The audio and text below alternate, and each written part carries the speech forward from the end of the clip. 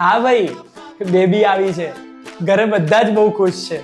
હા, તારા ભાભીને બી સારું છે હો. સારું તો ચલ ભાઈ, આવું તને એક વીક પછી મળવા ઘરે. અરે ભાઈ, તું એકલો કેમ આવે છે? આપણા બધા સગાવાલાને લઈને ઘરે આવી જા, સેલિબ્રેશન રાખ્યું છે. જલ્દી આય, ડિસ્ચાર્જ આજે સાંજે જ આપી દેશે સાહેબે, તું વાત કરી લઈશ. શું ભાઈ, બહુ ઉતાવળ છે ડિસ્ચાર્જની? હજી તો 6 કલાકે નથી થયા ડિલિવરીના.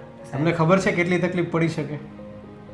ના સાહેબ, ખબર તો નથી. અર્લી ડિસ્ચાર્જ, વહેલા ડિસ્ચાર્જ લેવું બહુ તકલીફવાળી વસ્તુ છે.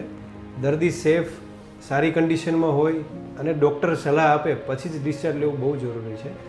ડિલિવરી પછી સેકન્ડરી પીપીએચ એટલે કે બ્લીડિંગ થવાની પોસિબિલિટી રહેતી હોય છે.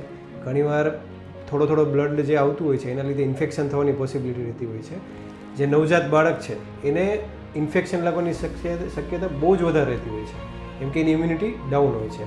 એટલે જે બહુ બધા સગાવાલાઓ સાથે મળીને સેલિબ્રેશન કરતા હોય છે એમાં મધર અને બેબી બંનેને ઇન્ફેક્શન લાગે છે. કેમ કે સગાવાલાઓને હાથની અને એમને કોઈ બીમારી હોય એના લીધે હાઇજીન મેન્ટેન નથી થતી હોતી, જેથી કરીને અર્લી ડિસ્ચાર્જ લેવું એ પણ હિતાવહ નથી.